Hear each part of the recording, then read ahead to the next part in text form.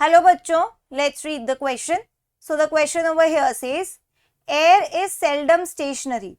A cool evening breeze after a hot day or rain after a few days of really hot weather bring us a sign of relief.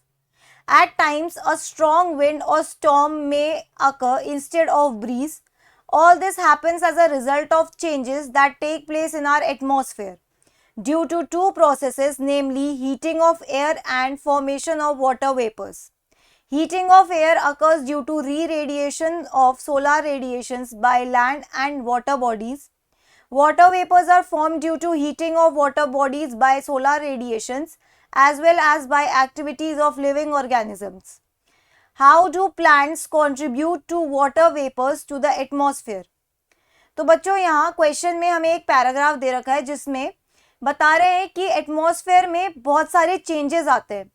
In changes की वजह से कुछ phenomena अकर होते हैं जैसे कि breeze, cool evening breeze, rainfall, strong wind or storm. ये सारे फिनोमिना एटमॉस्फेयर में होते हैं ड्यू टू सर्टेन चेंजेस। इन चेंजेस को लाने में दो मेन प्रोसेसेस इन्वॉल्व है, हीटिंग ऑफ एयर और वाटर वेपर का फॉर्मेशन। वाटर वेपर का फॉर्मेशन कब होता है? वाटर वेपर का फॉर्मेशन होता है due to heating of water bodies and कुछ बायोलॉजिकल प्रोसेस जो लिविंग ऑर्गेनिज्म में होते हैं। और हीटिंग ऑफ एयर कब होता है? हीटिंग ऑफ एयर होता है जब सोलर रेडिएशंस का री रेडिएशन होता है by land and water bodies. इस पैसेज के बेसिस पे हमें क्वेश्चन पूछा गया है कि किस तरीके से प्लांट्स वाटर वेपर के फॉर्मेशन में कंट्रीब्यूट करते हैं। तो इस क्वेश्चन का की कंसेप्ट क्या होगा बच्चों? इस क्वेश्चन का की concept would be transpiration. Transpiration transpiration मतलब क्या होता है? Transpiration is a physiological process. Transpiration is a physiological process in which it's a physiological process in which excess water in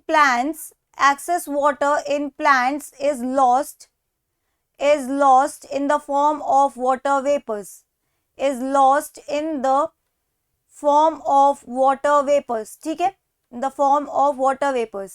तो प्लांट्स में जो एक्सेस अमाउंट ऑफ वाटर है वो water vapours के फॉर्म में लॉस हो जाता है और इसी प्रोसेस को क्या कहते हैं हम? इसी प्रोसेस को कहते हैं ट्रांसपिरेशन। तो किस तरीके से प्लांट्स कंट्रीब्यूट करते हैं वाटर वेपर के फॉर्मेशन में? ट्रांसपिरेशन के प्रोसेस से। अब ये ट्रांसपिरेशन जो प्लांट्स में हो रहा है ये 3 टाइप्स का होता है, ठीक है। सबसे पहला टाइप और सबसे कॉमन टाइप ऑफ ट्रांसपिरेशन क्या है? Stomatal transpiration. स्टोमेटल ट्रांसपिरेशन, ऐसा ट्रांसपिरेशन जो स्टोमेटा के थ्रू हो। Okay, so we can write over here water loss through stomatal pores, water loss through stomata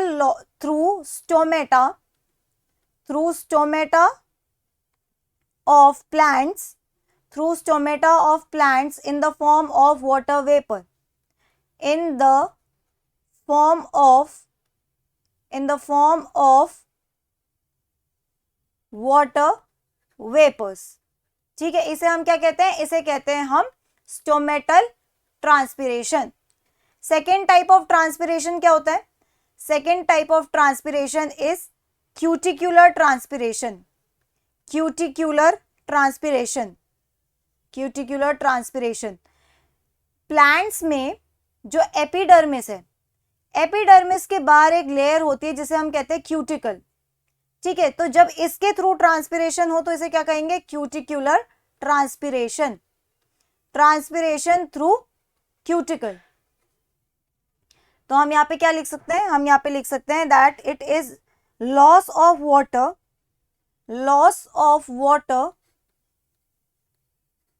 in the form of water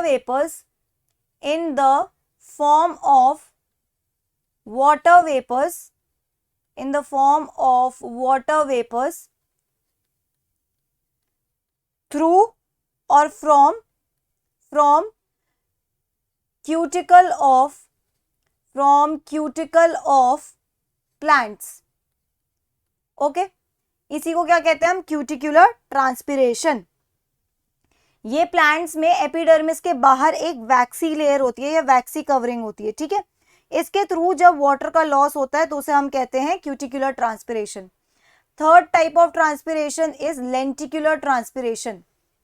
lenticular transpiration, lenticular transpiration होता है through lenticels, lenticels, ठीक है, lenticels के through जब वो, so we can write over here lenticular transpiration में loss of water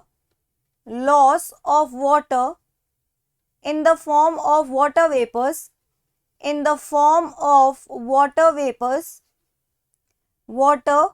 vapors through lenticels on stems, through lenticels on bark of tree, lenticels present on